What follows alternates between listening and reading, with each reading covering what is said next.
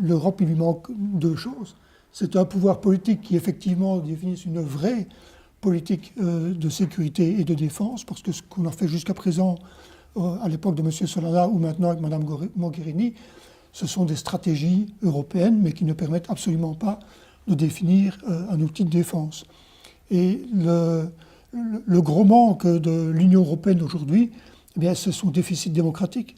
Il n'y a pas réellement de pouvoir politique élu avec des compétences pleines et entières du Parlement, puisque le Parlement, sa première mission est de lever l'impôt, de voter le budget.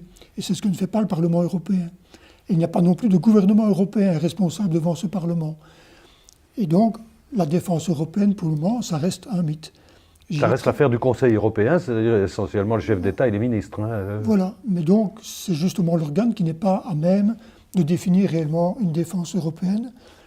Tout ce qu'on a fait, et j'y ai participé pendant toute ma carrière militaire, pendant plus de 40 ans, c'est une approche, je dirais, bottom-up, des petites initiatives locales entre écoles militaires, entre unités de parachutistes, entre fusiliers marins, et montent ensemble des exercices ou des activités communes, organisent des formations communes, mais tout ça finit par buter sur un plafond de verre. S'il n'y a pas au sommet une volonté politique, eh bien, tout ça n'aboutit qu'à des modifications marginales, qu'à des augmentations marginales de nos capacités de défense. Si on faisait un peu le point justement d'où on en est sur le plan de la sécurité et de la défense européenne aujourd'hui, on a l'impression que c'est des choses qui se constituent un peu au coup par coup. Oui. Et je dirais millimètre par millimètre, alors que les menaces, en tout cas depuis une bonne dizaine, une quinzaine d'années, on va y venir, mais ces menaces, elles vont beaucoup plus vite que nous. Et donc aujourd'hui, l'Europe de la défense, qu'est-ce que c'est? Si on additionne l'ensemble des budgets de défense des États membres de l'Union européenne, on arrive à un montant énorme. 200 milliards d'euros sont dépensés chaque année pour notre défense. Mais individuellement, pays par pays. Voilà. Ah oui, vous savez très bien que l'ensemble du budget de l'Union européenne, c'est aussi environ 1% du PIB européen. Donc c'est aussi environ 200 milliards. Mais sur les 200 milliards du budget de l'UE, la partie réservée à la politique de défense et de sécurité commune est tout à fait marginale. Je dirais 1% de ces 2%. Voilà, on voit très bien qu'au niveau de l'Union européenne, ça ne pèse pas grand-chose. Ce qui est dramatique, c'est que ces 200 milliards servent essentiellement à payer 1,5 million de militaires européens, dont seulement, d'après les estimations... 1,3%, 20 000 sont opérationnels. Pour les armées de terre. Oui. Il faut y ajouter, bien sûr, un certain nombre de marins, un certain nombre d'aviateurs, mais vous imaginez bien que ça ne va pas doubler cet effectif de 20 000. Donc, nous avons un très faible rendement de ces 200 milliards de dépenses. Je vous arrête un instant. Si on compare avec les États-Unis, c'est extrêmement différent. Exactement. Ils dépensent environ 3 fois plus que nous, mais ils ont 10 fois plus de capacité militaire. Donc notre efficience est extrêmement basse.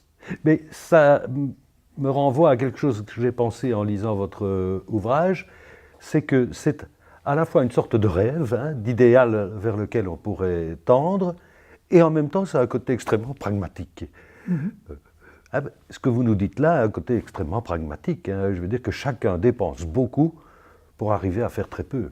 Tout à fait. Et en tout cas, n'arrive plus à être à la hauteur effectivement des menaces et des dangers qui nous guettent.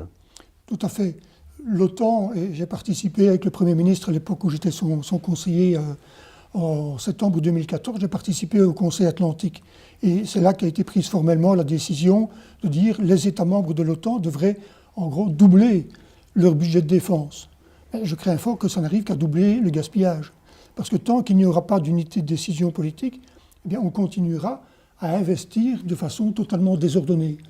Il y a par exemple environ 4 types différents de frégates, destroyers, croiseurs aux États-Unis. On est à 31 modèles différents en Europe. Et les Hollandais et les Belges sont encore en train d'en ajouter un, voilà. Si j'ai bien compris. Voilà.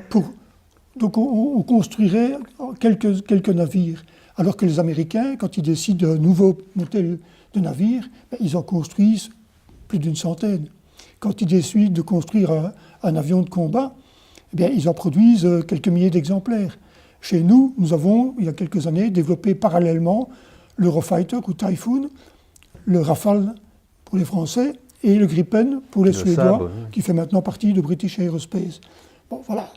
Après cela, on a des difficultés. Oui, et ce qui bien sûr, n'empêche pas d'acheter des avions américains, d'ailleurs. ce qui conduit à acheter des avions américains parce que les séries que nous produisons sont trop petites que pour avoir vraiment la meilleure qualité mondiale. Et donc souvent, on est tenté d'acheter un matériel qui est plus performant et souvent moins cher parce que l'effet de grande série permet de réduire le coût unitaire. Donc sur le plan pragmatique, il y a énormément d'arguments qui plaident en faveur de cette intégration, je dirais, au fond. Mais ce n'est même pas une question d'intégration, parce que jusqu'à un certain point, on l'a pratiqué jusqu'ici. Bon, vous me direz millimètre par millimètre, mais enfin, on voit bien quand même qu'il faudrait un processus d'une toute autre nature. Ici, on a des éléments, jusqu'ici en tout cas, on a des éléments épars qui sont les armées nationales, qu'on intègre plus ou moins, peu ou prou, en fonction des besoins, des circonstances et des moyens, je dirais. Alors que ce pourquoi vous plaidez, c'est une démarche, cette fois-ci, top-down. Tout à fait. Je vais vous citer l'exemple, parce que la Belgique et les Pays-Bas et le Luxembourg sont parfois à l'avant-garde de ce qui se fait en Europe. Et vous savez très bien qu'il y a une coopération entre les Pays-Bas et la Belgique pour la marine. Donc cela permet d'avoir une seule amirauté pour le Benelux au lieu de 3. À supposer que le Luxembourg soit concerné, oui. Des sites, mais enfin, ils ont quand même la Moselle. Et, voilà. Donc, une seule amirauté pour les 3, c'est évidemment une économie. Ça a permis d'aller plus loin. C'est-à-dire qu'on a créé un réseau d'écoles binationales où Belges et Néerlandais se forment ensemble. Par exemple, on forme tous les cuisiniers en Belgique, ce qui est plus intelligent que de former aux Pays-Bas pour des questions gastronomiques. Mais par exemple, les canonniers ou les gens qui s'occupent des radars vont aller se former aux Pays-Bas. L'école de guerre des mines, bien connue, mondialement connue, elle se trouve à Ostende. Donc voilà, c'est aussi une forme d'économie. Et puis on est allé encore plus loin. On a décidé d'acheter ensemble les systèmes d'armes. Donc les chasseurs de mines, les frégates sont maintenant des matériels communs aux Belges et aux Néerlandais. Ce qui permet de faire encore d'autres types de formations pour la mise en œuvre de ces bateaux. Mais cela ne permet pas d'avoir des navires Benelux. Un navire est ou bien belge ou bien néerlandais. Quand ils partent en opération, c'est dans le cadre de la politique de défense belge ou néerlandaise. Les Belges vont rarement dans les Caraïbes faire la lutte contre le trafic de drogue. Et les Néerlandais vont rarement fournir un navire d'escorte au porte-avions Charles de Gaulle, par exemple. Parce que là, il y a une scission assez radicale des politiques, même si nous sommes dans l'OTAN, même si nous sommes dans l'Union européenne. Vous n'arriverez à une marine commune qu'à partir du moment où il y aura un ministre commun de la marine ou de la défense. Oui, mais même sur le plan institutionnel, je veux dire, ça posera toujours un problème, non ? Dès l'instant où on ne réunit pas les deux pays d'une certaine manière.